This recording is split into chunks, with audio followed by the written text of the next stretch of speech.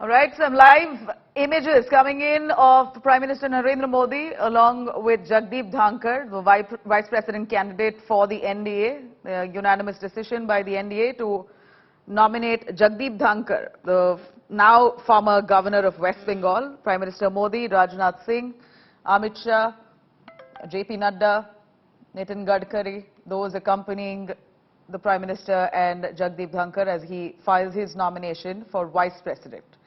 In fact, after much deliberation, Jagdeep Dhankar, who hails from Rajasthan, comes from the Jat community, at this point has been nominated unanimously by the NDA collectively as their candidate for Vice President. Here, live images coming in of Prime Minister Narendra Modi along with Jagdeep Dhankar as he files his nomination. Big smiles. It seems like the NDA quite certain that they have the numbers. Most definitely will be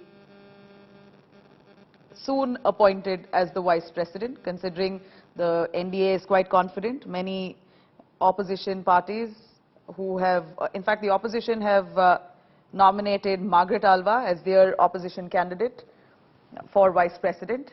In the face of that, in terms of numbers, it seems like the NDA has a clear win. So far, at this point, there has been no objection as such to Jagdeep Dhankar's nomination within the NDA. In fact, the BJP extensively praising Jagdeep Dhankar, his credentials, the fact that he knows the constitution in and out. He's been the governor, he's been an MP as well. In fact, he has come to limelight after several times pulling up Mamata Banerjee in West Bengal, acting as a strong governor within the state of West Bengal. Jagdeep Dhankar has always made headlines for pulling up Mamata Banerjee on various issues. He's been quite an active, or an overactive, if one could say, a governor in the country, a governor to West Bengal. He has made headlines time and again for pulling up Mamata Banerjee and her government on law and order. In fact, he now is the choice of the NDA for Vice President. He is now just filing his nomination. Prime Minister Narendra Modi, JP Nadda, Rajnath Singh, Amit Shah, several senior leaders of the BJP right now beside Jagdeep Dhankar as they right now file his nomination.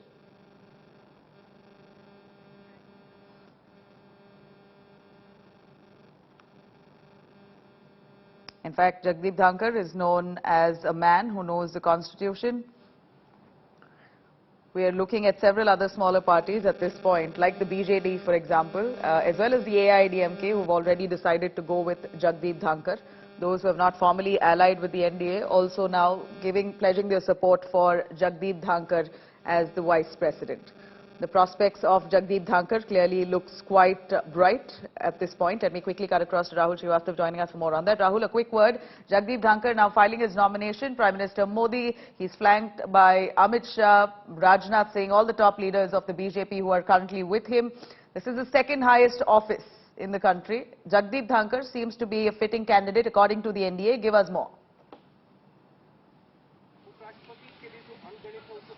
See, if you look at the calculations that go into selecting a candidate for the president of the country or the prime minister, it's not just, see, for example, the choice of Draupadi Murmu for the next president of India, given the sweeping numbers the NDA now has. The fact is that there is an underline of politics to it. Draupadi Murmu, woman, tribal leader, definitely has galvanized the tribal voters and also those in the collegium for the presidential election. Similarly, what the BJP's pick for Mr. Jagdeep Dhankar definitely has a very strong underline of politics. What the BJP, if you see in terms of the press releases and the statements, is being called the Dharti Putra. The BJP has had tremendous trouble with farmers over the last 2 years, given the strong farmers movement. And it did hurt the BJP somewhat in the UP elections. It has hurt BJP in Punjab election, and the BJP has to ensure that in Haryana, which is another very strong agrarian state, the BJP should recover certain amount of grounds. Rajasthan goes to elections next year, and that's one state that the BJP desperately wants to win, because compared to 2017 when BJP ruled nearly 74% of India's landmass, the BJP had lost ground after that. It lost Maharashtra, it lost Madhya Pradesh. Through various means, it has won back Maharashtra and Madhya Pradesh, but Rajasthan is one territory that the BJP wants to get back. And the Jat vote is a very critical vote. Remember that in Rajasthan, the Gujar vote, which is a dominant vote, is strongly with Rajesh Pilot and his family, Sachin Pilot, his son. Also, the Dalits and several other segments, Muslims and others, in the absence of a third player in a bipolar contest, has always been with the Congress. So the BJP definitely is eyeing the strong, dominant Jat vote in Rajasthan. And that is why Jagdeep Dhankar, somebody who knows the law because he's a lawyer by training and education, and has been a member of Parliament, Lok Sabha 89-91, and has been a member of the Legislative Assembly, so knows legislative business, has been pushed ahead as the BJP's pick. He's pitted against Margaret Alva, definitely a choice largely with very poor signalling, primarily because it does send across a signal to the Christian voter in the country. But it is also a fact that the only association she has with Rajasthan, that she was the governor of Rajasthan, but that does not throw a very credible challenge. Also because the BJP has sweeping numbers in the Lok Sabha with 303 MPs, and in Rajya Sabha, along with its allies and the fence-sitters like TRS, YSRCP and the BJD, the BJP has the numbers to ensure that Mr. Jagdeep Dhankar, who is filing his nomination with Prime Minister Narendra Modi, Amit Shah and others flanking him, is a foregone conclusion.